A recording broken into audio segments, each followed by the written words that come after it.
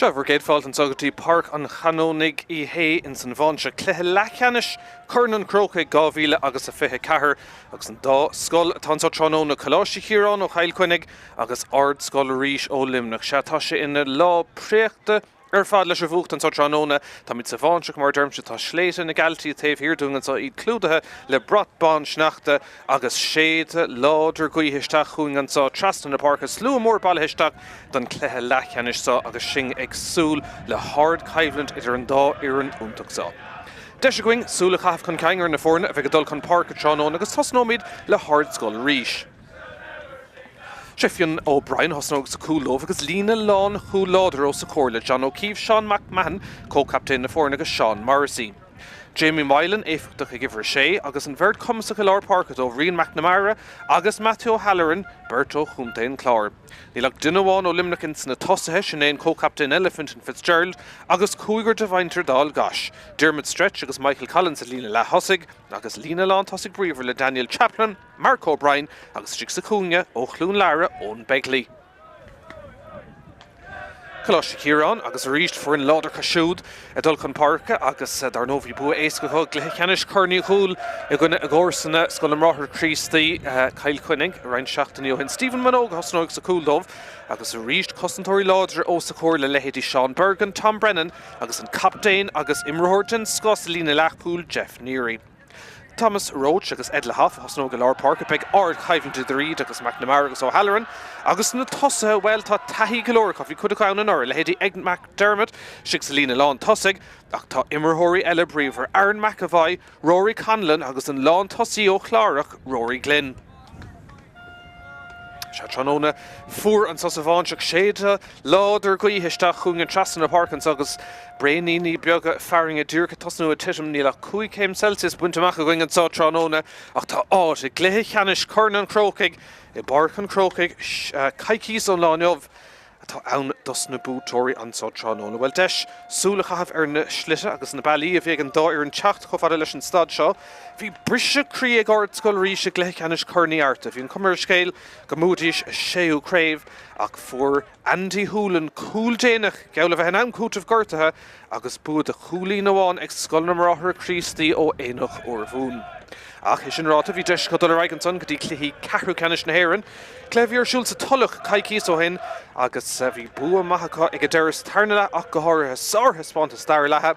Búidir ar scoil na turfirte ó bhaile ó Henry héna Cairdeig a gcuine hÉireann agus anathe spántas an lá sin Mark O'Brien leis an cúl táchtach dómh cúl agus négúlína go bhar céine. Son ar Dave Ella, well Craig Line took a lower reached.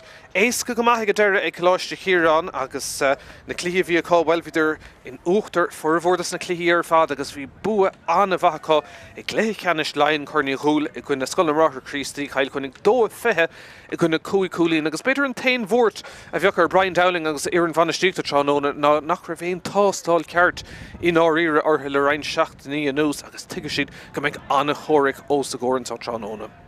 Dar nó is siad curtha na bliana sa chaite agus thugadidir an lá leotha I Páirc an Chrócaigh in Norra agus tá siad ar bar na tábla Chrócaigh agus fithe de churn an Chrócaigh tuchailótha Coláiste Chiaráin agus catú dul ar nasin son dí néamh fleanán a chuntain chlár Sathairn áit agus Chrócaigh díag agus ag fécint le 9 mbliana anuas agus Coláiste Chiaráin in nach ceandas na cluichí Ceannais agus iad ag iarraigh dul thurneis a ríist an mbliana. Tá slua anna bhór bailthaisteach an Chanónaigh go dtí an Bháinseach ón dá thaobh ag súil leis an caibhlann sin réiteoir Chanónaigh ná fear hibridáin ó fáinithe na Sionninge sin é Alan Tierney agus ní fada uanganis caithfeisteach an tlitir in san Bháinseach agus sin ag súil leis an Cluiche Leathcheannais sa. Honda teach fuinge in san bosca Tráchtaire agus na Banistóirí agus mar sin agus an réiteoir leis na focailléirneacha le na muir a bheith carú leis an Chanónaigh in san Bháinseach in san Cluiche Leathcheannais eile dar nó tá sé sin dul ar éis tulach Chanónaigh néamh Raphael ó bhaile lochraíoch tartaigh ar scoil na mráthar Chríostaí ó éanach ó bhún ach tá arnáir agus súil ar fad dír ar an caibhlant bheith go going sa Bháinseach idir Coláiste Chiaráin Cail Chainnigh agus Ardscoil Rís Limaní. Dúrcha fannachtaí go me gachtainna ins na háite cearta agus mar derm se séad na Cluiche trasan na Páirc níos mó na aon rodile ach beidir go me sé taobhú beagáin in san chéad le Coláiste Chiaráin a bheith gimar to héamh na lábh clé isteach go dtí taobh na lábh deise tan cúlbáir beag na go stig sa cúl agus Norveig beag Alan Tierney ré chun an slitir chafisteach. Tarrant an son ag an réitar scuile leis Ardscoil Rís le céad seileadh an son smachta go háling an son. Leathcheannais déint an son ar Matthew O'Halloran. Pass amach an son. Páirc sleann go maith agus bog ag deire Irene le Ed McDermott seileadh gáil tar náiseach an pass gan a bheith úntaach seileadh fós an son clúdach ma cosint an son ag Ardscoil Rís agus deachirtaí ag Coláiste Chiaráin é sin na gáil Bert Seoir mór haimpel an son ag deire Aaron McAvoy ag Gáirdeach ach an ceansa glánta go maith ag Ardscoil Rís ach go dtíon taobh eile agus gan ainge ann teacht amach an ceansa a bhailiú. Slitter imachchanistí Jeff Nearís in Captain Chanónaigh ón Grag Ballychallan ach ceansa cailte agus trid a go héin ceann cím ahrathe déanach an son ifir 53 Jack Cosgrove istigir ar an Ardscoil Rís ifir 54 do iad a rih nach meach éon ahrathe ach tá ahrathe déanta seachún a rístíd. Coláiste Chiaráin a teacht amach an son Timmy Kelly. Corristeach an son ag Sean Bergen go cliste isteach go fada le Sean Hunt Farnéamh Martin an son agus an ceamsa bailthe Calís an son gan éon cheist. Bhí Sean Morrissey cionnta an son agus an réiteoir Dúrach ar an spot céad seans má se ag Coláiste Chiaráin ar scórann sa Chanónaigh agus Aaron McAvoy dul trasna chun an ceansa hógant.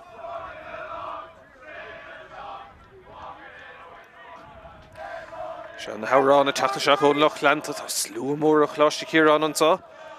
An seachtán Dúrachos ar ggóir lán agus tína seasamh an dáhéamh chumá. Seans má se ag Aaron McAvoy. Cems na príomh scórálathe ag a bhuireann seo. Ach Iling géir go maith an céad ceann Chanónaigh an ceansa áirithe go maith agus Coristeach gan éon strain Harran seasanán an son ag McAvoy.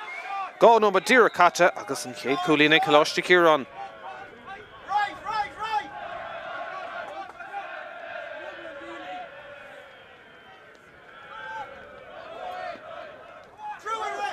Pocamach ag Ardscoil Rís agus iad ag Iarraig sa chrúisteach le scór dá good héanaar dé bhealach an ceansa Aodha déint go maith an son ag Timmy Kelly. Carrick tastáil an son. Began deire brú ar Kelly agus began builis ar amach an son ag Stephen Minogue go chuman héimiis í stiofáin. Ceann de chlobanna móra omráiteacha i gcail chuinnig.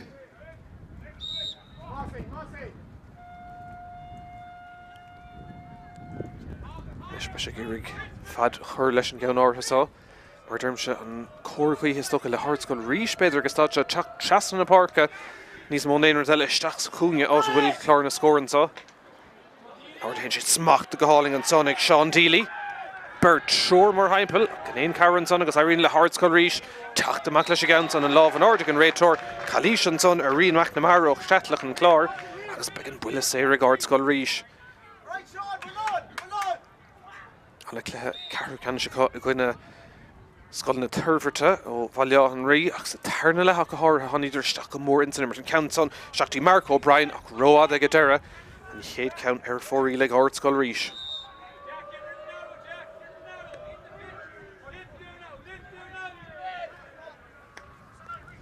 Is ceansa machtaí caithlicí leáil lecht síalt an son ag deire meisteachtaí san tosathe bríomhar híos ar dé bheile agus seans an son é sin smachtaí Coláiste Chiaráin trasna cúltá duine bháiniste an tá treoir cosantóric ag an deire smacht ag fearr Coláiste Chiaráin amach a héin sin son dín lán tosaí sin é Rory Glynn seans ag Glynn an ceann son imethe steach ach ag deire an muir ará ar héamh na lábh clé agus an chéad ceann ar fórí le Coláiste Chiaráin glúiseach má gan éon torra ag deire ar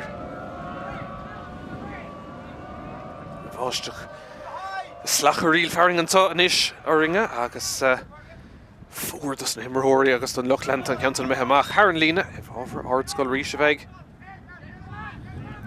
If turn na scórin an well is beag cool in áíir a aimse an dáir an son ní le ceithre cool aimse ag Coláiste Chiaráin agus ar an déobh eile ní le trí cool aimse ag Ardscoil Rís in sna cluichí ar fada tá imirthe 8 gang chun teachtaí an stad sin ceann ag Ardscoil Rís bhráil ó dollar chlár na scór seans an son ag Michael Collins bhí sé rás sa clé Chrócaigh sár coolín an son ag Collins Tá mid corran an géad bhouta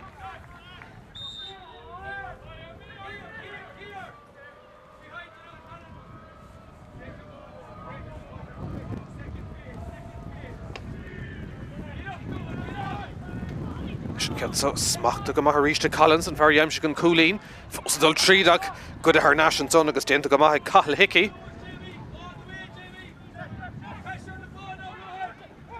Kensa an ríist ag Coláiste Chiaráin. Ní ród Cluiche an son isteach sa chúne. Smachta an son ag an lán tasí ríist sin é Rory Glynn tá sé inúachtar agus stad an count an áfach. Me HÉireann lín an Tarna counter for ile Coláiste Chiaráin Ísel ó héh scór na Gadíiseach an gá chúlín feiceúing agus cúlómn go le catan tá insan Bháinseach. Leis chun tosa an son tá Aaron McAvoy for session an tain chúlín Gadíiseach Coláiste Chiaráin. Dacratí an tá héh seilah a bhúcant. Harnash Coláiste Chiaráin. Tom McPhillips ó Dixper attack amachach. HÉireann lína. Agus an Wair Díreach ar an tart.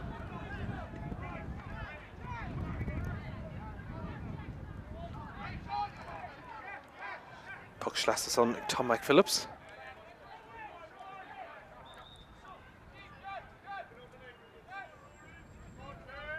Sé nómad Cata. Cúlín an taobhann sa Bháinseach.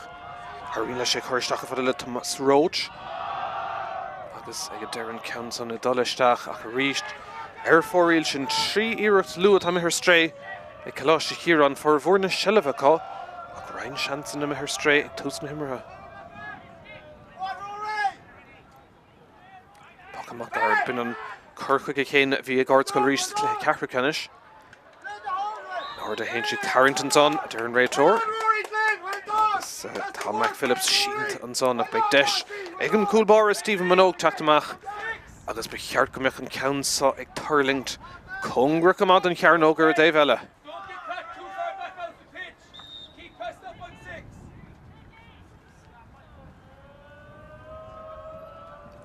Minogue leis an bulas air seo. Aodha go agus count contúirteach ag tarlingt to stig an son ag Coláiste Chiaráin. An Aodha héintse níl seilah glan an gaing go fól. Clipper Dummerhory in a láv an son ag Coláiste Chiaráin agus ag an bhar sa cúne sin é Sean Hunt. Ach a ríist Díreachós cór an cúl bhí sé féhrún ar bhúil sé an count on. Ach fóríil agus an carú iirecht an isir stray ag Coláiste Chiaráin.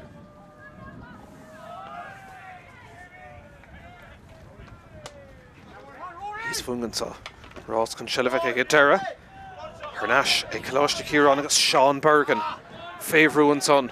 Congrat Lena Bergen, Carrick Tastal, Shlaunin sin Fark, Schlaun and Aodha and Schlitter, agus Harnash, ag Ardscoil Rís and Love and Arden son, ag Fintan Fitzgerald o Mungret Nave Pole, Sheer Gadi Jamie Mylan o Shatlock, Galori Murhorio Kunten Clark, agus Ryantas na Munori, a Hugloha Crave na HÉireann and Oregon with Ardscoil Rís, Gamar Staktis na Tossa, Patrick Carney o Adara Congrat Lena, Denta Gamahan son ag Carney. Féhrú. Carrick Tastalach ag Dara Cosantori Coláiste Chiaráin a den of Dohan will Coláiste Níl Darren Raytor. Agus deis dul trasna go dtí Minogue agus Bouncy eile hosnú. Seach an láv an son ag Edla Half. Spralo immer chís taobh son na Páirce. Shanson son score a ríist over bha cosanta dénta ag Ardscoil Rís Shellavh Goni an son ag an lán tasí sin é Rory Glynn an count an a mehe stock. Sar Cúlín an son ag Glynn. Bhí sé féhrú ach anna chríoch agus Coláiste Chiaráin gafa an tasí go ríist. Let's go! Roar!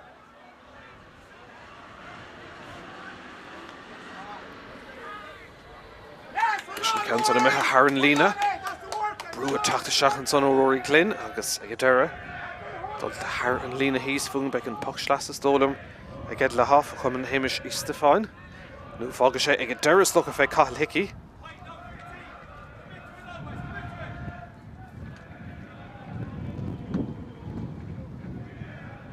Gá Cúlín ag Coláiste Chiaráin, Cúlín amháin ag Ardscoil Rís. Leathcheannais Cornan Chrócaigh. Owen Begley. Anna Echálaach an son. Chun in count an a chuirteachtaí Rian McNamara, Dullar Ruher, Mark Holúder an son to McAvoy. McNamara fós a dul chance an tá ar cúl ag Ardscoil Rís. Stop ag a Dara bhí seansúntaach an son ag Rian McNamara ach ag a Dara stop ag Coláiste Chiaráin seansúntaach an son ar a cúla me her stray. Dénta go maith son a ríist ag Fintan Fitzgerald an co-captain. Ardscoil Rís Nancy, bout a one ella. Fitzgerald, Contustic den Council. Favrú, Norvúlchen counts on a Míchéal agus HÉireann Trasnán, Lehéad de Coolín and Sonic Fintan Fitzgerald. Corm den Tarn of Aodha.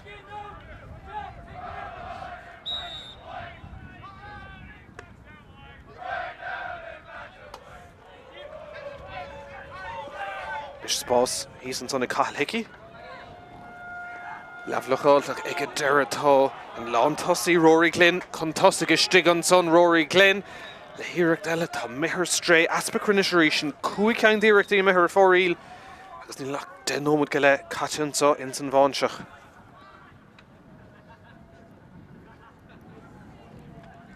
Chanónaigh mar derm se Harbh fuór sléite na galtí taobh iarúing agus mar bheoch ag na Pyrenees a mas a bhrain clúdach má Sneachta ortha deis ag Ardscoil Rís an count on a Míchéal agus HÉireann Trasnán ag deireadh Michael Collins a ríist an imreóir Seathé agus Ardscoil Rís gafa Contustic don géadúir Chanónaigh.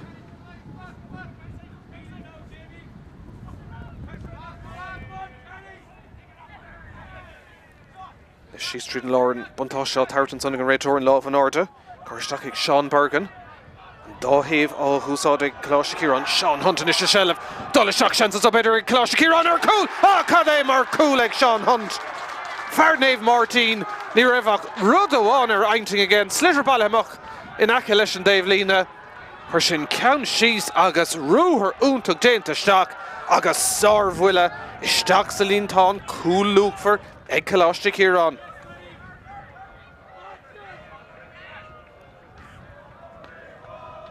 Díreach Norví Ardscoil Rís gafa Contustic scór Chanónaigh. Chuir Dave eile seachún Ardscoil Rís an imirta dul ceann of Páirc Fintan Fitzgerald son Brú Coláiste agus buile séir de sééis cinne ag Ardscoil Rís.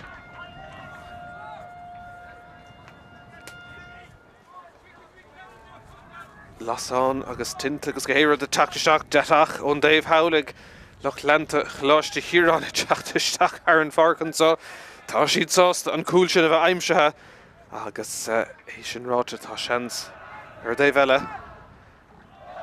ag Ardscoil Rís agus ag an Lántasí Mark O'Brien. Cúil agus négúlín ag a bhar céine sta Cluiche Cahrucanis níor cearcamach strainer be an ceansa a Fróhrú HÉireann Trasnán agus an bhearna is luach chuirte na fórna uairháin eile.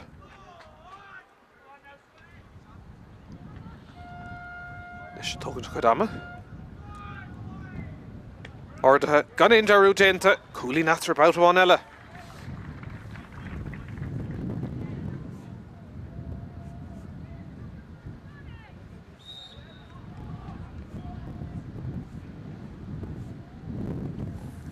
Minogue le pucha Garden Tamsa, go Jeff Neary an captain, ar nastí Minogue agus ag a deire. Machtaí ahrú déanach eile sin Evan Murphy ó Dixborough.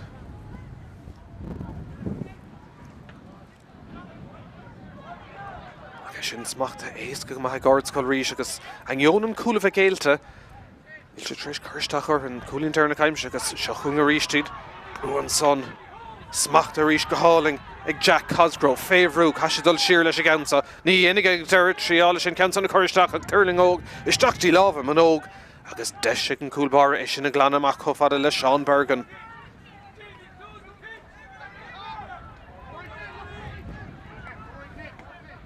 Jeff Neary ríist. Láh an Ardenson an Buntáiste tucaigh an réiteóir Neary fós ateachtamach roch maithe dhéanamh síos tríd an láir tá sé cuioineh ar coolí ní raibh seáil ag chuirteach na lábha tríála sé coolí sin scill den chéad scohanson coolín an Cluiche Jeff Neary agus na fórna chorm don tríú bouta.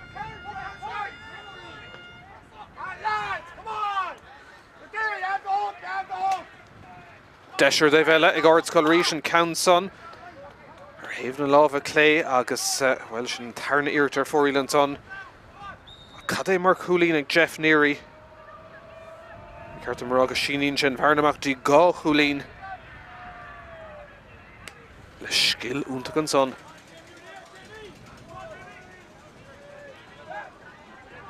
Jamie Milan.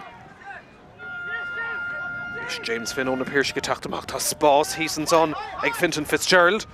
Go mar chuirteach ag cas ar dhéis is tólam agus an tríú iirecht stray begáin deváiste fós going ach an green inis teachtamach sa Bháinseach go héansáis aimseir going ag tús na Márta. Cúl agus trí cúlín an Coláiste Chiaráin, ceithre cúlín an Ardscoil Rís. Pachamach Garda Rís Díníri.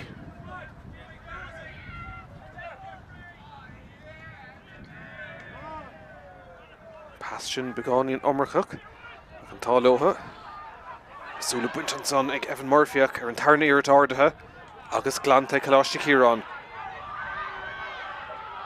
Rís rúthar maithe dhéanamh ach dí heilehú beagnach déint an son Patrick Carney ach tríd á dhéanamh an son ag Aaron McAvoy Cailíise go deireadh tá an fear chéna thóga gé fu sé cúlín ó bhuiile séir níos túisce an spot a chéana gabh leis agus nuair chearcamach strain mór an count son a rthorú agus cúla chorátar ríist.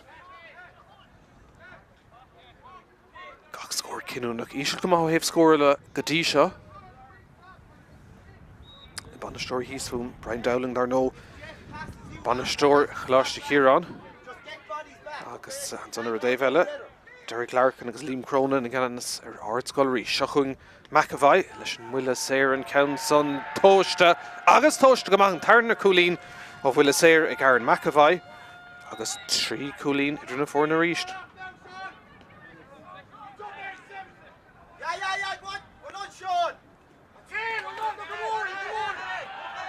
Leis an Pocamach son dul díreachtach go mar sa hána sé amach. Ross sigan son Rory Glynn ag iargé gáil a cosan má déanta sigan son ag Sean Morrissey. Glantamach fada le McMahon agus an bhirt son i gibrú go maith le Míchéal. Clipperton Rory go rís Coláiste Chiaráin in Uachtar. Spásar an Cluiche Ed McDermott. An a Rarcan son leis an pass. Cliste Trasnan so deisir cúlín McDermott a Chrócaigh Will Crinnis leis an count son ní léon ceisnach go bhfuil an ná tosaí a ríist. Rory Glynn an tarna cúlín ag a siúd a cadé mar glúiseach pass fuair for Trasna go dtí Glynn. Ceithre cúlín atra agus sin trí cúlín mar in imimecht dhá nómad ag Coláiste Chiaráin. Hina cúiglan áda cethair. Ardscoil Rís is a glór cúlín beidir. Ach ard goáil a ríiste Cathal Hickey. Jeff Neary, captain, tuchirtí ag Ardach ar an tarnéir tá sigé. Pass begáin Omrachach ach ibróg amach is tucha ag deireadh de Timmy Kelly. Agus tá Cailíise an buntáiste tucha ag an réiteoir seachtaí Ed le Haff an Fearlár Páirc is scuilann sé le híireachtón Dave Lína. Sar cúlín a ríiste ag Coláiste Chiaráin. Bhí cúpla iireacht ar fórí le an tús ach tá crinne sa teachtaseach na go imar hanis. Scored in Scott ag le Haff.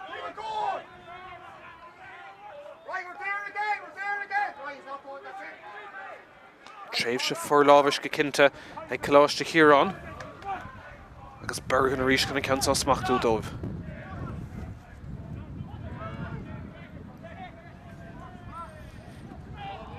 Ceann teachtamach aníos gur fad agus some go make Banistíocht Ardscoil Rís a gach na tosa beidir begáin níos mó brúchar an son deis ríist ag Coláiste Chiaráin tá siad ar aus is stig an son agus an count son Haran Trasna a ríist ag Rory Glynn an tríú cúlín ag Glynn agus níl freigra ar bit ar chuna sé stoppa go dtí seo.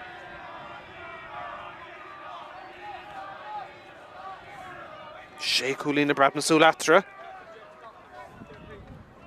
Agus cúlín na stigí chéile ag Coláiste Chiaráin tá fear Ardscoil Rís sínt an son. Stom go dastíú a beidir an imirta bhfuilú síos begáin ar feag nómad nó gó. Rian Ross le cúpla nómad ag Ardscoil Rís.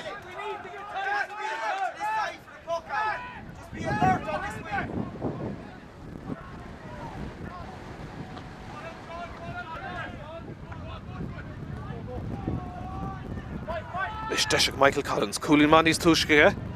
Seach sa leir leis an pass. Smacht an son ag cathal lón ó seatlach agus an countsa Haran Trasna an tilascóir mar sin ag tastáil. Iirecht anna bhain son ag lón.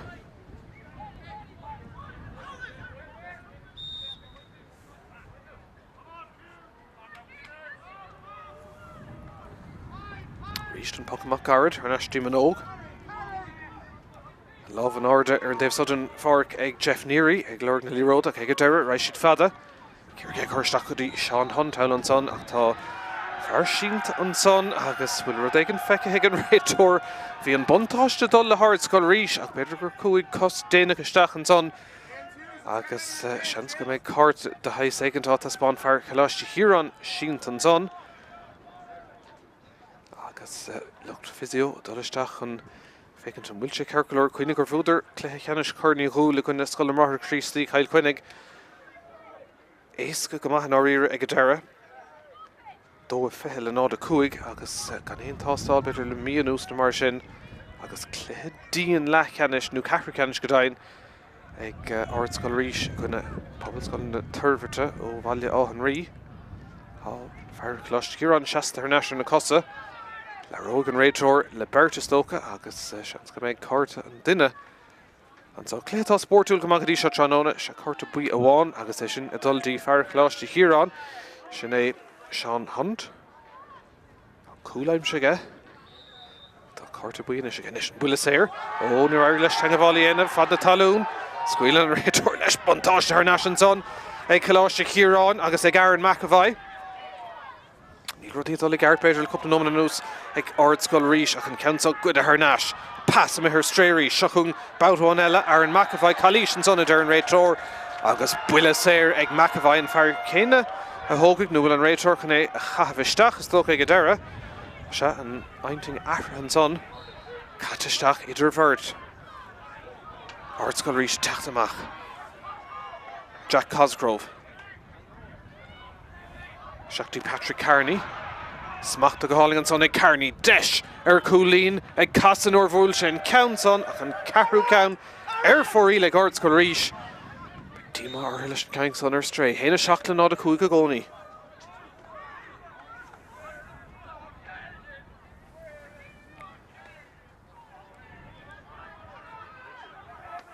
Ríisteach a fada le Sean Hunt sin infar Counterattack ag Coláiste Chiaráin agus deis ar cúlín ón Dave lína ach ríist lis go mar besin an chinna bear an séúir tar fórí le art nó ag Coláiste Chiaráin agus poc amach mar tóg ach mé straight dúrk seachtaí lábha ed le half ach úsramáil an son ag Coláiste Chiaráin agus deis ag Ardscoil Rís teacht boutáin eile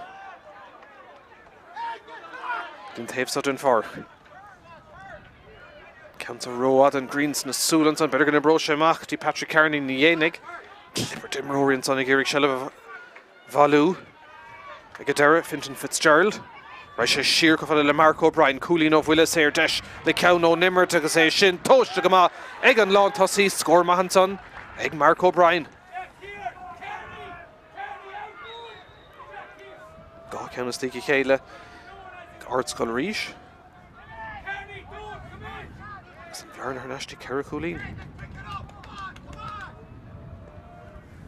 Ríist poc amach Garrett an tamsa go dtí Tom McPhillips agus le lán in irt isteach sa cúne áta bhfuil Sean Hunt ag fannacht boutáin eile an son búteag Jamie Moylan ó Chrócaigh Rory an Cláran buntáiste tug ag an réiteoir ar tháinig géin buntáiste agus bula séir ag Ardscoil Rís ceir cúlín atra séad na gaotha tá láidir go maith an áiríre such ag taobhú le Ardscoil Rís chéad leach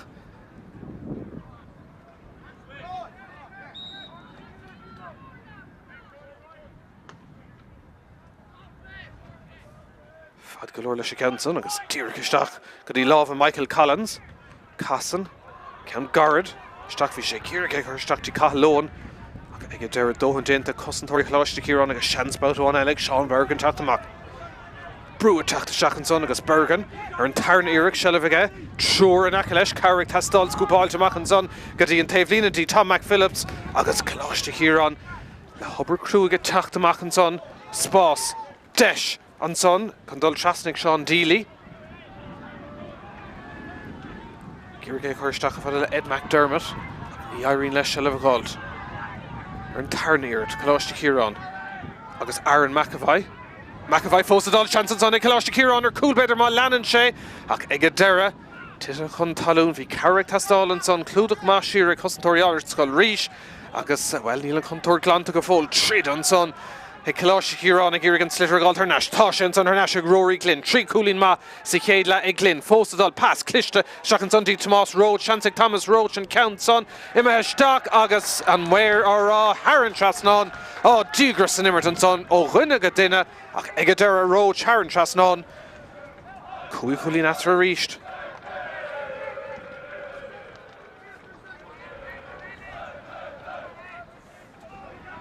Héna hocht.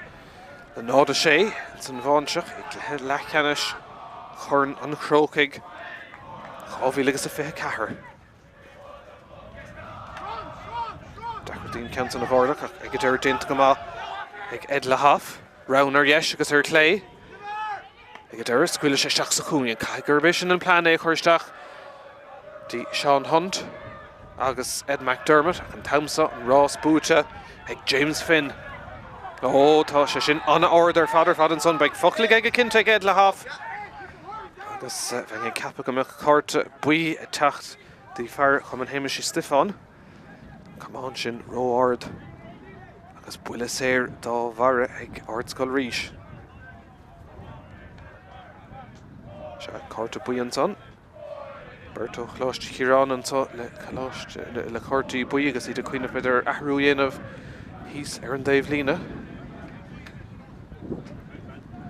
Drisleáin is Dólam gur beidh James Hughes óchrithid Benéid bheith tacht isteach tá sé taobhú cúpla nómad se iver fithedó James Hughes ach tá buile séir ag Ardscoil Rís agus ag Mark O'Brien tá rá chúlín go dtí seo Chanónaigh trí nómad go leid a gnám beidh cúpla nómad le chur leis. Scóir tasná luha.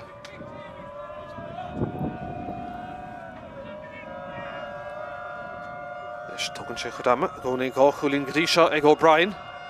Ceansa díreach go Páirc Aodha go máin na muir ag feara agus ag Adara. Ar thaobh na láimhe deis an cúig uireacht ar fóraíl. Tarthú sin ina seo dhéanamh ag Coláiste Chiaráin agus James Hughes. Tá isteach ar Páirc. Beidh le feiscin cé atá ag fágan ní léon chóirtha go dtí seo ach cumá mín súil tá mail beag san imirt. Agus tá an tarthú sin á dhéanamh ag Coláiste Chiaráin. Se iver 30 ag fágan na Páirc an son sinna Ed McDermott is dónam nach sé sig leis sé gortú bególam ag chuiristeach ar mar immerthór anna bhaithe sethe. Níl sé go thomláin leis an sa Chanónaigh deis má se ag Coláiste Chiaráin agus an Countson HÉireann Trasnán ag Sean Hunt. Cúil agus cúlín in isige. Scór maran sonnacha.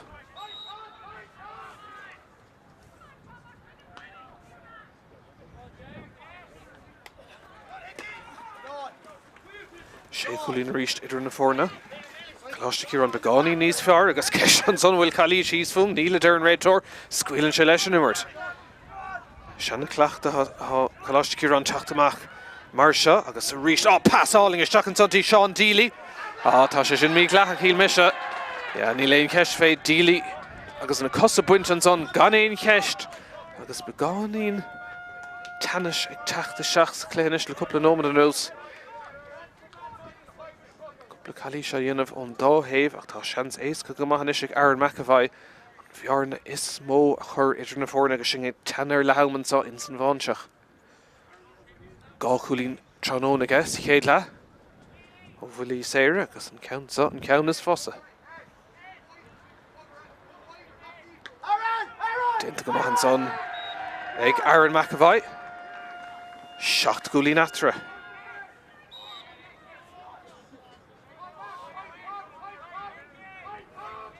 Trí chúlín mar ríist ní go chéile ag Coláiste Chiaráin. Héana de gon an Aodha sé. Deachirtaí ag Ardscoil Rís na scóirna chaimsúla tamlín nús seans má se ag Fintan Fitzgerald ilinn géir go amach ríist. Well, tu ag lagam fisnach ar leis na hirirtaí son ar fadar strééis sé cheangan isir fóraíl sa chéadla. Níl rudaí ag gart d'Ardscoil Rís go dtí seo sa cléthe. Sin sa nómad dearnach do gnám an ceann san choiristeach ag Timmy Kelly. Ríist an na passan an tóiste anna bheith an count san áfach a mithe ar stré agus seans ag Jamie Milan teacht amach a ríist. Leis cathalóhan. Ag an fecinn son ag an réiteóir.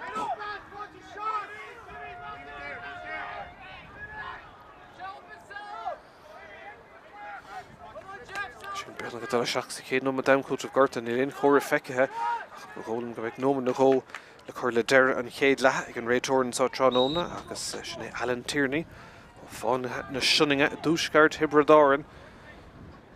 Tá bhail na fedóg an tuxéir son tóg ag Fionn O'Brien. Seachas chúin san beáin Harrington Gansi Michael Collins an son ag go deir sellh bailthe Collins fós dulaisteach Bert in aice leis agus tá Coláiste an son gan ceist é sin beáin Malíiseach ach seans ar bhuiile séir ag Ardscoil Rís agus ag Mark O'Brien deis an bhearnis na leidú rih le ham.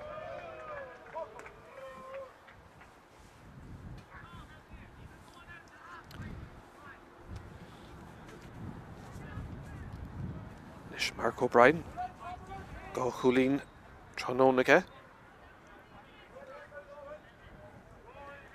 Seans again bhearna a leidú síostí sé chúlín.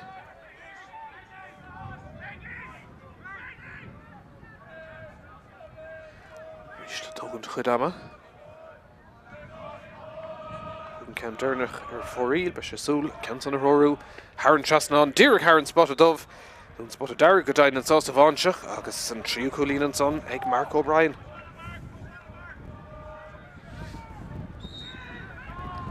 Leis nómad os ceann trucha imirthe ag imirteile ar an réiteoir. Rís go naing an son in aice le Tom McPhillips agus deisiige ag chuiristeach a rís go dtí Rory Glynn. An I chéad lethe Glynn. hÉireann agus Sean Hunt agus McAvoy an a bhain láh an ordig an réiteoir. Buile séir eile géalt ag Ardscoil Rís agus beidh seans éas go maith ríiste ag McAvoy.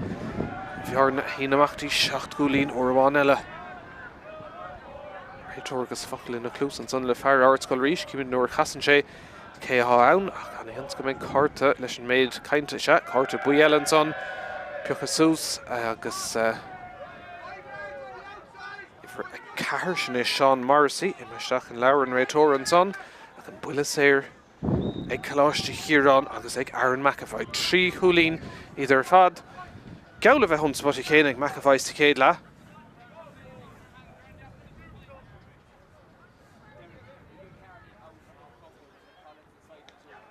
Cynsa choristeach agus gan éon deirú déanta an ceathrú ceann ó bhuilí séir Chanónaigh ag Aaron McAvoy agus leis sin an adóg lehama séite ansa in san Bháinseach. Cúl agus 1 chúlín déag ag Coláiste Chiaráin, 7 gúlín ag Ardscoil Rís. An cúl cinúnach ag Tráchtaire does é nómad Sean Hunt le iarachúnta ag Tráchtaire chun glíháin or chuir isteach sa líontáin. Cinnig gur tháinig Ardscoil Rís ar náis ag go deire an chéad lehansa tá Coláiste Chiaráin sásta i dul seachtaí na seomraí festais agus iad 7 gúlín chun na maithe sa fannigíling. Búg feint an chéad lethe teacht agus action ile an tarna lehan son gan bhail.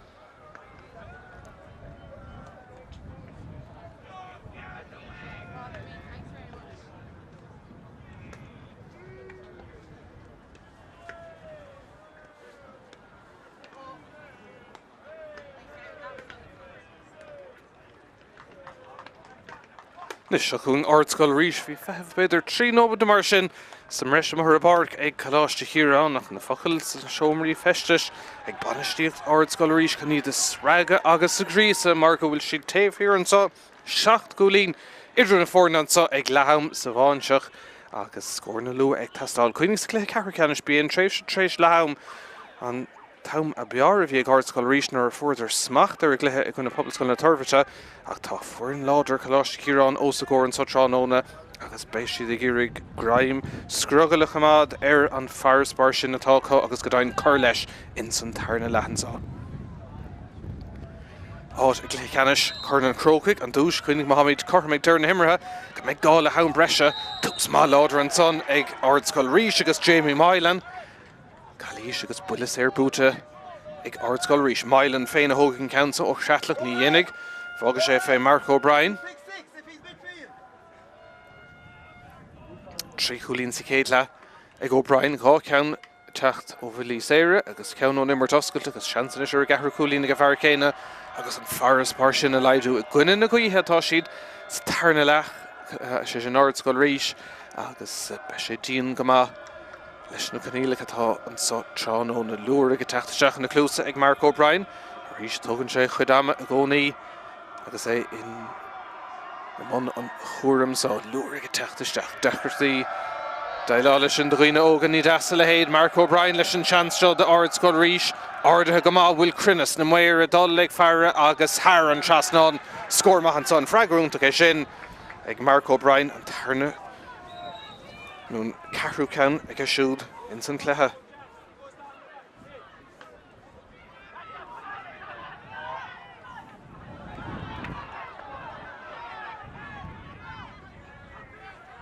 Coláiste Chiaráin an sodí Tom McPhillips.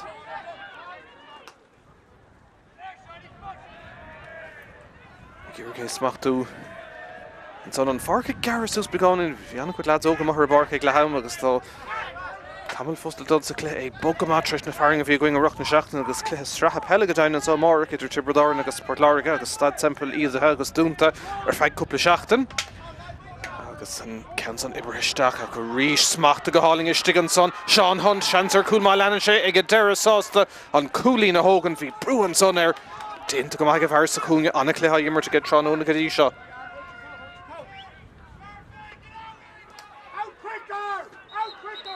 Brabna Súlan bhearna ar neistí 7 gólín ag Coláiste Chiaráin níl fánartha an fearspar sin i chéile ná é ag tús na himmartha in san tarna tréimhse. Leis Fionn O'Brien leis a bachamach. Trá chóirla an roiis sé fada nó an dréála sin ceann gard ag a deire. Éiles go mas tucha go bhfuil ahrú nó mail bheag an tácha ag a deire tá mín tásta agus réig Pachamach a bheith tóga agus fad golóir leis a gan son ag Ardscoil Rís. Báúháin eile Coláiste Chiaráin ag iarraige sin a bhhéilú agus a stop agus teach báúháin eile tá siad. Is Fintan Fitzgerald Ardscoil Rís a clipper timóiríonn son ar a Dave Lína deachirtí dhéiscin cétá teachtamach ach réitear ag scuile leis idir gá Taobh a dul ó rinne go duine tá slitir ach ag a deras don ghfuil sé Ardscoil Rís agus tá ag James Finn siar chomh fada le Matthew O'Halloran agus fearr Chuntain Clark and Ardscoil Rís Carnouncy. Ard Gawala Shiganson. Desher Coolín. Eg Michael Collins and Countson. HÉireann Chasnon. Drisleáin Rís de Collins. An Immer Hora Shahan. Love and Ardis and Air. Shell of Búcha. Chasche. Score Mahanson.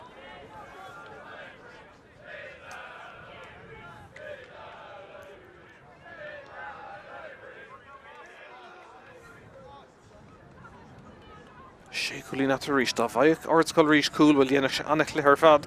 Dóhan am a fóstal dul sa cluiche. A go dtí seo Coláiste Chiaráin ó Chail Chainnigh níos fearr. Rís ceann sa ball an éasca go Desher Coolín an ceann an attack seo go Aaron McAvoy. Sin scileúntaach. Ní McAvoy stócha ach an tonadí James Hughes a tháinig isteach. Sa chéad le do Ed McDermott. Agus Rís iad lán ábal to teachtagus na scóirna sin a chaimsiú Ardscoil Rís isteach chofada le Owen Begley. Seans a gheithir Coolín an Countson a methe agus scóirúntaach ag Ardscoil Rís agus Begley. Sean níos fearr an cléig oscail beánín súsan ish ag túsan dair lethe.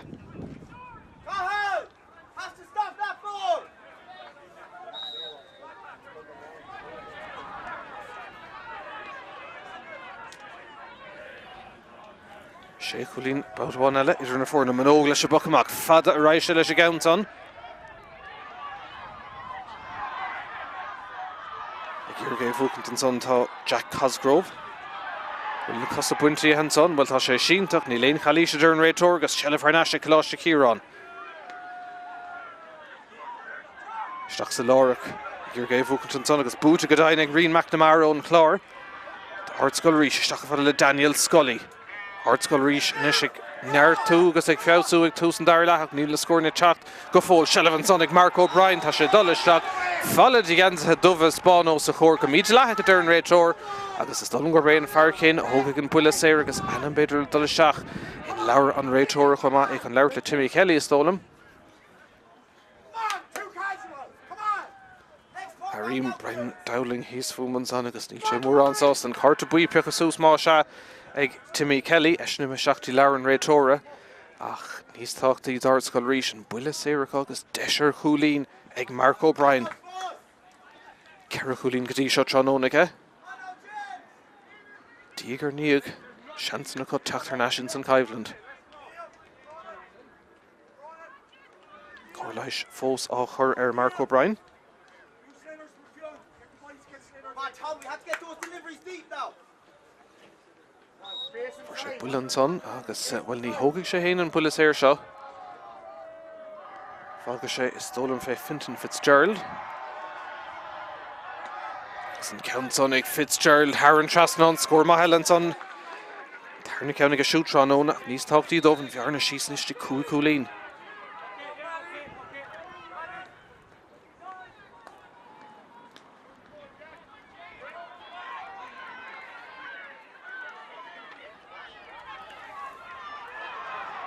Grayson Schulte le cúpla nómna nús ag Ardscoil Rís ach an Federation a chur le taspáint ar chlár na scóir sinníon cheist ceann ísle meis dachan sonach ag a deire Coláiste Chiaráin a déanamh dóhan an son tre Sean Bergan ceann son na smachtú it ceircailú isteach sa lár fós a dul for sé gúling an son agus an slitir tucha uig ach scuileann an réitor leis an Cumán Cailte ag fear Ardscoil Rís níl Cumán Cailte ná é ag Tom McPhillips an ceann son a dul isteach gur héamh na lábha clé an seachtú ceann agus an chéad ceann Sathairn lethar fóríl ag Coláiste Chiaráin fanan an scór Murphy héanana 30 gona nád a héintíg deithnas leis an bochamach an son Sean McMahon an cóchaptéin ag Iorgé chur isteachtaí Jack Cosgrove níl an pass magalóir agus Coláiste Chiaráin a rís de teachtaí Tom McPhillips Rowna le pass a Howard agus Deir iad chun a bheith fáinach agus é chuirteach sa chúnga hí smacht a go háling is an son ag an lán tasí sné Rory Glynn anna cléir fad ag Glynach an Countson a rístar fóríl an tochtú ceann ar fóríl má se.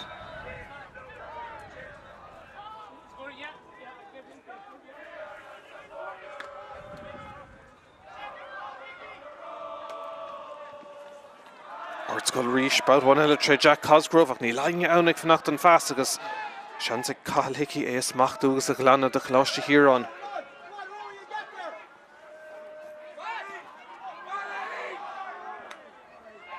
Matthew O'Halloran. Seasan agus smachta an count caiilte ag Jamie Milan. Tríd chun éag alternation son atá siad.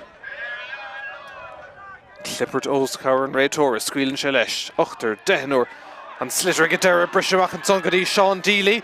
Ach dachartaí an count an a ghordach. An drumclub bug go maithan sa Bháinseach. Ag go deire clúdach siar an son Tareen McNamara. Ach blochál má déint an son ag Rory Glynn. Glynn ag Cóireachtaigh Alternashach, Ardscoil Rís Tachtamach, Téigertha, Town, Congra, Stigan son, Congerton Tavelina, Gadíocht son, Hernasha, Coláiste Chiaráin, agus ag Aaron McAvoy, Trúr in Acaleis, Pass, Sheeran Tuck of Adelaide, Thomas Roach, ach a Rís, Blochall, Brashin Countson, Meher Foril, ach ag Adera, Harúla Vedenta, Stole meg Coláiste Chiaráin, Foril, Nai Count, no ag Ardscoil Rís Tachtamach, Ivra Doge, ne John O'Keefe os na Páirc agus fuair agus mailteach fuair go dainn an sa Chanónaigh Coláiste á chur Tomás Roach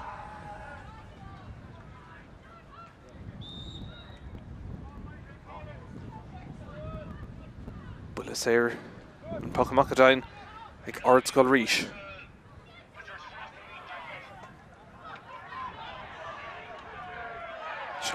Coláiste Chiaráin. Can Ísil fad na talún an son ach an cean sog am iad leag. Coláiste eile géilt an son agus an builis éir. Ag Coláiste Chiaráin an meid cárta eile is dólam an réitor is sodar teasn an son agus an leabhar nótaí is stigan na lábhaige. Tá sé chun fochla bheith eile fear Ardscoil Rís cíimiid gan second cé atá geisteach an hens go meid cárta eile le teacht. Tris an ansaí son a bheith sé Aaron McAvoy a thógadh an builis éir ach sé tá cárta buí son nochtathe. Agus cíimiid gan second cé a fuair é sin iver a cúig is tólam. Sin é James Finn os na Páirc. Ach níos táchtaí de Coláiste Chiaráin an builis éir agus deis McAvoy. An bhearna sin na híneamach báutháin eile go dtí sé chúlín.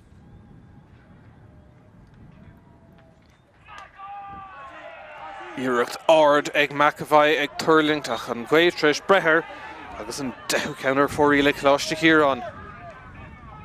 Fan scór Murphy, héanaan 30, nád a 1 agus dá ar an Congra go maithan áíir in Sathairn le.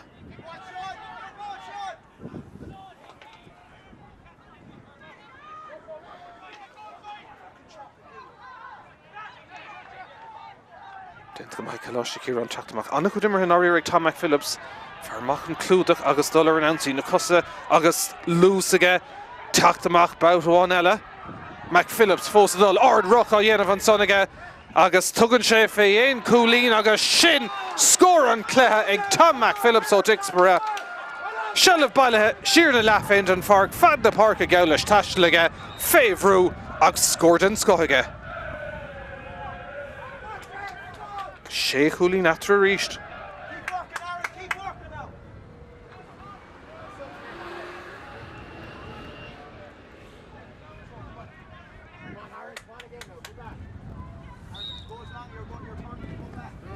Sin cén gara tógan son go dtí John O'Keefe tá dúireacht isteach ar Páirc. Cailó na Cóireachtaigh Altan son a go rís Clippert imreoirí agus dachartaí an sitar a gáilteach ag go deire ar an réitor. Sné fearthaí bredáin Alan Tierney tar Lumson Slitter agus caiite isteach go mar ag fear ó ánithe na Sunning an pass amachchan sa dtí Aaron McAvoy cléthe má imar aige siúd crothóir immerhort an Scott Deschans are cool McAvoy Dollistock stop an son ag Fiona O'Brien v Shantuntakar cool ag Aaron McAvoy ach sábháil má déanta coolbar Ardscoil Rís níl an chuntúir glanta go fóil dacratí teachtamach ag a deire pass guard amachchan sa tá siad féhrú ach déanta go maithan son ag James Finn Shelf a bhócant faoi bheith sin dá meachan ceanson imeisteach is dom gur curtíní an áíir bheoch an Ardscoil Rís agus bheoh bearna anna mhór atra ach an coolbar Fiona O'Brien nuair a hastig sábháil den chéad scothige. Bontáiste á Tautan son an réitor. Ní réon bontáiste áfach agus cancel le bheith cléite Hernasha agus builis éir eile Coláiste Chiaráin. Cuinnig siad na champíní ratha agus pobl na turverte ó bhaile á Henry búilte agus búte an bhliain se chatte ag Leathcheannais chun an Chrócaigh. Ag Iarraidh dul ar náis agus le 9 mbliana í tris a bheith gach ceann dus na cluiche Ceannais hina cairteag le nád a héinteag. Sin beag na Glashlí tríd darna lehananta sa Bháinseach. Bulas éir techt de Coláiste Chiaráin.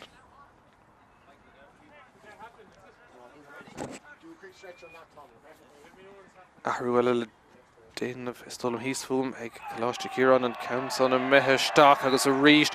Fearma imón an chóram an cúlín son ag Coláiste Chiaráin agus ag Macavai go 7 gúlín after a ríist.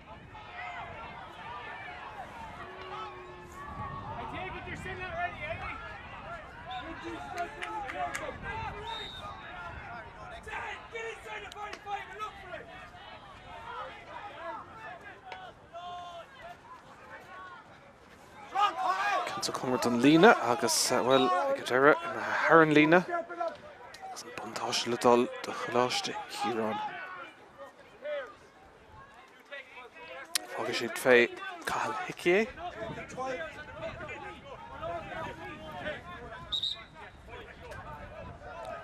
Chiad cúpla nómad eile Harbheith Canónaigh le Cuoinnig go bhfuil cóirláidir gaotha in san Sathairn tréimhse ag Coláiste Chiaráin ceann sa teachtasteach Cathal Hickey agus ag deire Ardscoil Rís agus Matthew O'Halloran ann chun é a bhallú siar héin se go dtí John O'Keefe féhrú Bertanacha leis cai sé dul trastan son a ríist agus sellh ag Ardscoil Rís deachreachtaí éon dul chun ceann mór an éanamh Daniel Scully inis agus pas Cluiche beidir gona bro sé amach áfach de Mark O'Brien ní dhéananig se chun a ríist Coláiste Chiaráin agus an ceann son a dul isteach le lán níortach ar fóríl.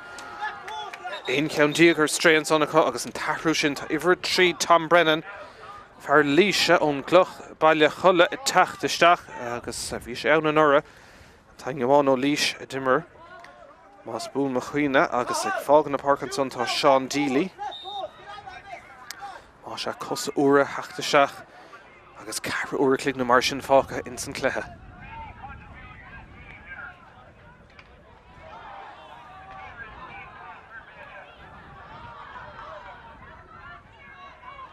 Love in Aodha an réiteoir agus an buntáiste seo Tartan sa Ardscoil Rís isteach le Michael Collins gá chúlín má ag a bhar céine ach ag a deire slitir bunta dá chamáin agus ag a deire clipper timmerthirt a fear síntan son agus an réiteoir chun an slitir a cléach báháin eile agus cím banistóir Coláiste Chiaráin híos fún Brian Dowling a cuioineh ar ahrú eile dhéanamh.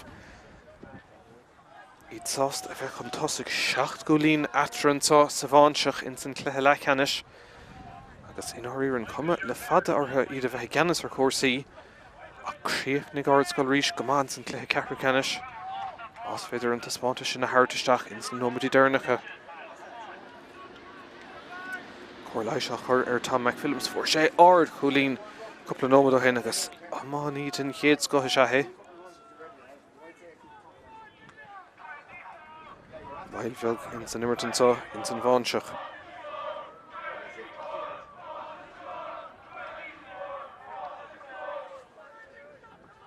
Táim gemacht.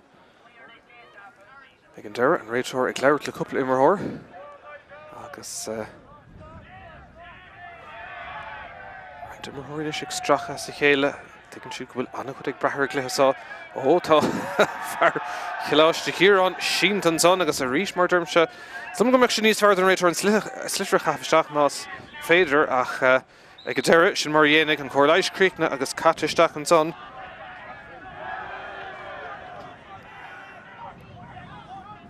Leathcheannais eile anna chóngrach agus tarna le tá scoil mar Christaí ó éanach aon cúlín chun na maithasa ach an sá in san Bháinseach 7 gúlín idir na fórna ach buile séir inis ag Ardscoil Rís agus scóraigh teastáil go dóite.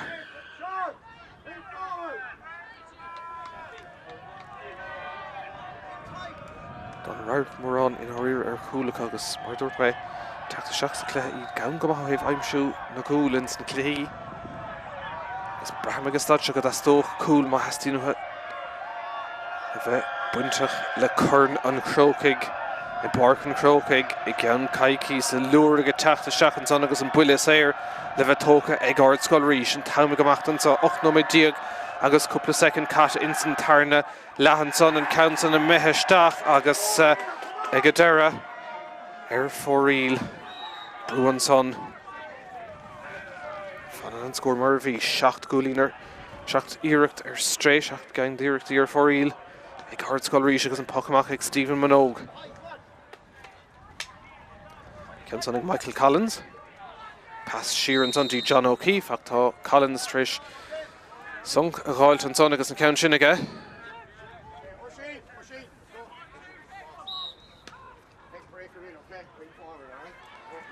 Arúil le Tráchtaire an ré Oisín Bateman a chumann Hamish Stefan a bheith go Tráchtaire Coláiste Chiaráin gan bhail tá deachtaí an dáhéhann slitre gáilt Dave Howell agus ag a deire Chrócaigh Masita ag Ardscoil Rís beir goil oscailtí inis dinner Clay Shella fós an ag glóhan is teach le Jamie Míchéal an pass beáí numracha cá sé Tráchtaire Nash ó ag a deire thug sé fé éon coolas tólam ach iirecht cuaimhéidir agus 6 go bheith ann ag a deire agus an tathhrú san inis le bheith déanta Coláiste Chiaráin Oisín Bateman ó chumann Hamish Stefan a Tráchtaire dóibh agus an tathhrú sin á dhéanamh ag fágan na Páirc an son Tomás Roach agus gortú chuirseach ar fuair sé buile níos túisce agus a rís tá sé beáíon peon bhar ag fécint ar an lámh agus é Tráchtaire ach tá an buile cuaimhéidir go 6 ag Ardscoil Rís scóir Castáil Godóide uatha ag Scoil Limaní agus tá seo chuoine go fúidir craobh na hÉireann 2022 agus an lámh an uachtar go dteann an lásan ar Coláiste Chiaráin castar gona Míchéal 3 bhát rivishins na Leathcheannais agus Coláiste Chiaráin an uachtar ach íon Scoil Limaní an Canó 2 bhliain ó chuin ach an sot Chanónaigh sa Bháinseach lámh an uachtar ag Coláiste Chiaráin deis ar scór Ardscoil Rís an glór agus an luairigh ins na clúsan son a ríist ag Mark O'Brien ach an ceann son a methe Haran Seasnán an son scór maith O'Brien cúgu cúlín ag a siúd Chanónaigh 6 cúlín after a ríist.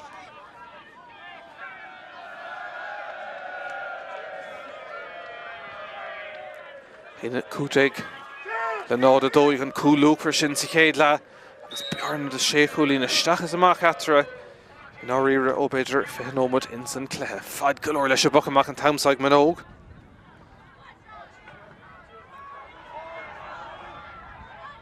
Aodha an son ag Sean Hunt.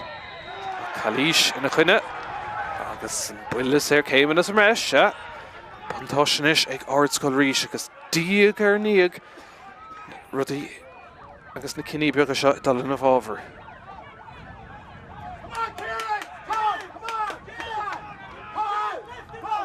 Sin fear céine Mark O'Brien thóg an ceansa. Cúlín Chanónaigh seansar an séú ceann nach níos táchtaí an bhearna sin na bhailú pí sin beag eile más féidir.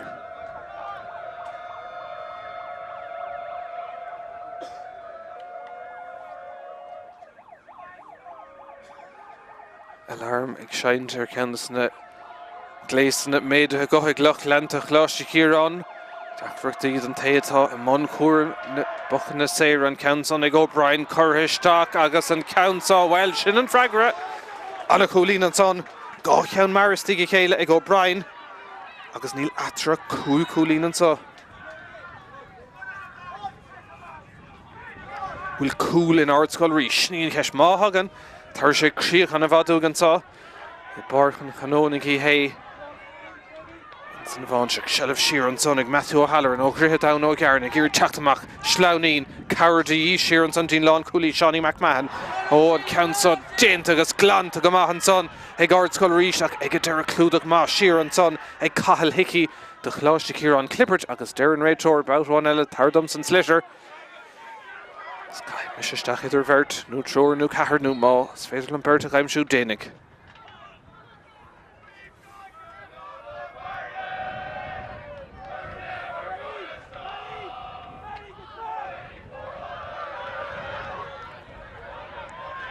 Ardscoil Rís tógant gur Cluiche de Curly Céileach an Aodha san Éireann son le Coláiste Chiaráin agus an Counterattack glanta Spás hísan son ag Oisín Bateman dúir Tráchtaire ar Páirc oscailtí inis os Cormac an lán Cooley Tom Brennan an Dullisteach Brennan agus well sin scór Chanónaigh an son I brad na súl oscailt feice an son Tom Brennan le scór ma agus sé Cooley natra ríist.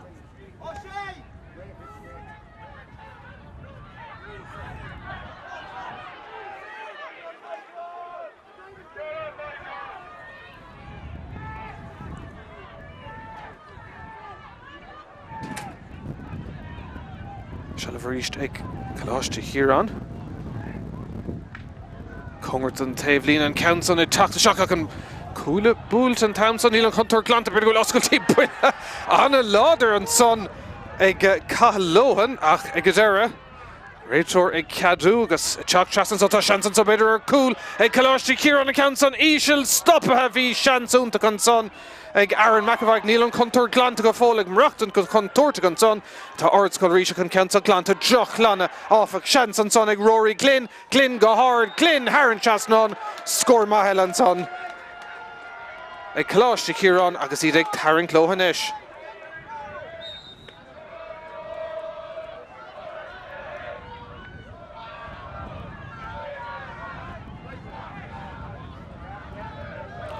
Bhearna sin áisíne agus áisíne 7 gúlín inis idir na fórna agus an tam ag amacht. Cúig nómanta go nám fácha in san tarna lehan so dachartaí ag Ardscoil Rís dulchan ceangaíon if anha spántas ar fud na Páirc ag Coláiste Chiaráin iad níos feargadí se bhfuil cúla teacht Ardscoil Rís Níl ard obair Rís de meas na gosantóirí ag Coláiste Chiaráin chun ceann so good hÉireann ag Mark O'Brien dachartaí é chamad an buile séir ag Coláiste Chiaráin faoi se bheith sin tá Mike Phillips sin tar ríist ach an tam ag amacht an so agus an cumar I scéil go ag Coláiste Chiaráin a dul hÉireann Páirc an Chrócaigh caiicí so náneamh.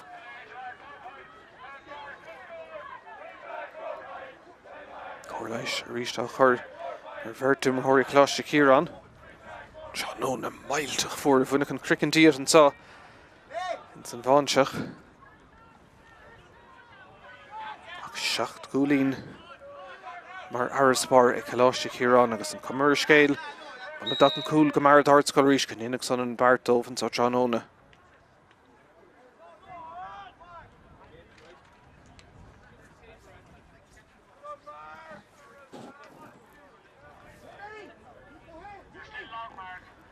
Is an cúlbar tachamach an buile séir Hogan sin é Stephen Minogue ar chuman Hamish Stefan is bra leis na cúlbarí a bheith ar clár de scóir sa fel agus san amán chuma deis ag Minogue iirecht ard ag Turling ag taistil ag Turling hÉireann Chasnán anna bhfuil an sonnig a cúlbar Stephen Minogue an bhearna is mó atra 8 gúlín agus cuman am hasan is ar Coláiste Chiaráin.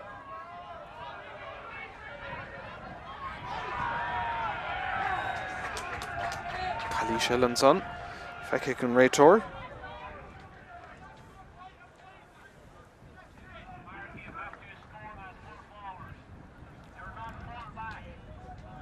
Nis tá Mike Phillips an ceanta Hógant anna cléir fad imar go siúd Puck sleasa ag Aodha Darn clog go bhfuil 3 nómanta go nám fácha agus beag nómna na ggóla chur leis leis an mearna sin 8 gúlín ag Coláiste Chiaráin dhearfa agus táte gur leor éon ceann na meach ar an lína a ríist a thrút le bheith déanta ag Ardscoil Rís ar thuchtíag sinné James Coughlin teachtasteach ar Páirc agus a thrú chomá ag Coláiste Chiaráin ar 27 sinné James O'Neill ó chuman Naomh Martina teachtasteach dómh siúd agus is dom go bhfuil Rory Glynn chun an farcha cágantá an gnó déanta dóchan déanta ag siúd Chanónaigh le carú de Coláiste Chiaráin agus ní luútha éon bhirtú bheith puchasús ag ceannas na himreóirí luachmhara agus Glynn ag fág na Páirc an agus stad seo anna cléir fad imreige Ardscoil Rís rud éon ag tastáil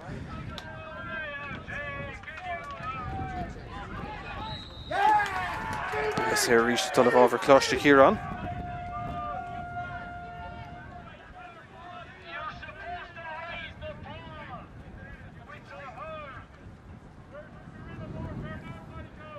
agus Manóga Tráchtaire Rís an bhaig sé bheith chlár scór an tarn of Aodha well bhí an counter nach tóiste go maithaige.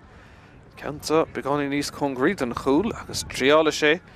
Ceantan a chróú hÉireann trasnán boutáin eile cóna go leis Chainnigh.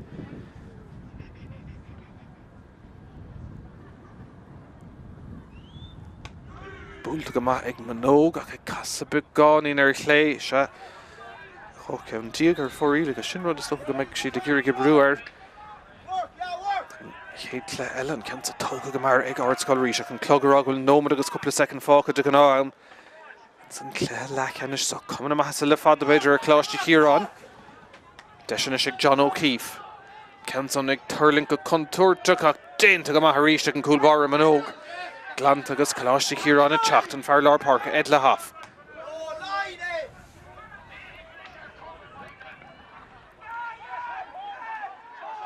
Smachta go háling an son. Ag Sean Hunt an a cléir fad go siúd an buntáiste Táirteach an réid tornaí gá ag Leathcheannais beidir go bhfuil gá seatá sé méar fóríl ach bhí an lámh an Ardach an réid tor agus táir sé sin buile séir éasca eile de Coláiste Chiaráin agus deis an bhearna sin na híine amach Rís. Trúcha second do gná an fácathe in san tarna leis sé Aaron McAvoy a thógaigh an a cléir fad ag McAvoy.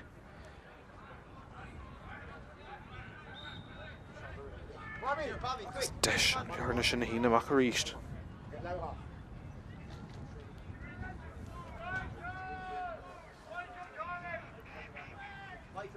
Le cóircaithe be ceirceamach an ceansa éasca go maith ag McAvoy ordathe go maith díreach ar an spotta agus cúlín eile ag Coláiste Chiaráin naigh cúlín in eisiir na fórna agus sin dultaisteach sa céad nómad dam cútramh gorta an na dtí eile sin Bobby Murphy a teachtasteach agus Ed le half a solamatá fágan na Páirc go leor déanta go siúd Chanónaigh agus deis.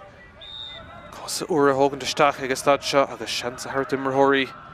Lámh a chur an Aodha de Jansaí don Chrócaigh mar ní don go bhfuil ceist ná dát ná áras ar bitheanais.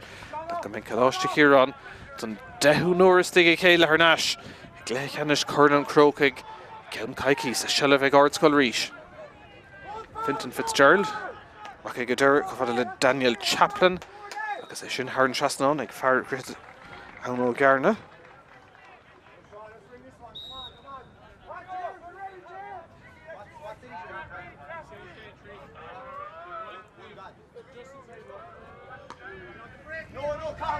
Manóg dul fada leis a bach amach sa.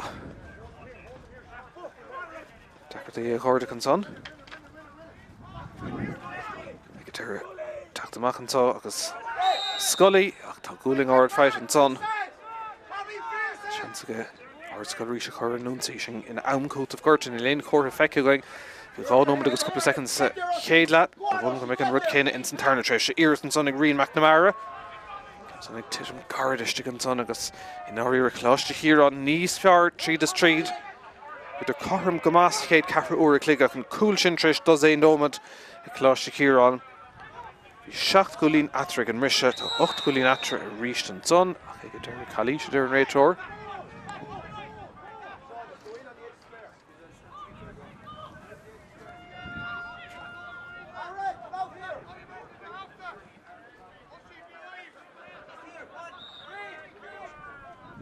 Ag amach tá buile séir an son an ceann go hard ach ag turling to stig Carnóg ag deireadh Manóg in san nád ceart bhí sean an son I amach le buile cúgvéidir go seasca ach bhí sean an son ar cúl ag Ardscoil Rís. Sean! Just watch the short ones here, come on! All right! Yeah.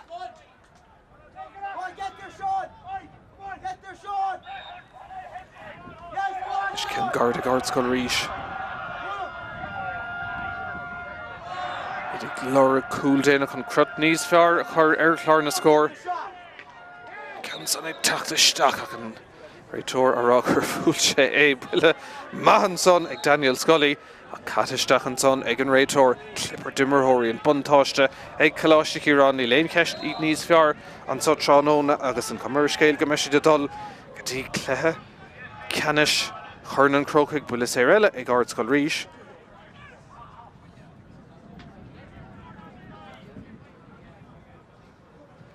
Sin déanach in amcút of gorta. Mark O'Brien leis a ceann son a hógant. sé an coolla lorgus tóca. Marco O'Brien im seachachta beidir imar ó sa chóramach an réitóric fear an nóradóir an seo. Ní bheith mór an eile immerhan sa in san cléthe. Agus an cumar scéil go mé Coláiste Chiaráin slán sa bháilta tríd go dtí cléthe ceannis na bliana. Gábhílagus a bheith cairn ceann san thar an lína i bhábhar Ardscoil Rís ach an Aodha dhearrig séite an sa ag an réitóir an bua tucha leotha Commentator go má ag a deire ag Coláiste Chiaráin is iad atá céilóra. Bhíidir 7 gólín contasig ag an rise Commentator Páirc cosúla sin Sathairn le iad dulraig go dtí an cléthe ceannis i gceann caiicí sa bhíidir níos fearansa níl aon ceist ansa denú semach. Go mbeidh siad i dultí Páirc an Chrócaigh agus fán ortha an tarna craobh a bhúcant as tíí chéile. Scór tearnach an sa Bháinseach cúl agus 9 gólín diag ag Coláiste Chiaráin ná a carteig ag Ardscoil Rís.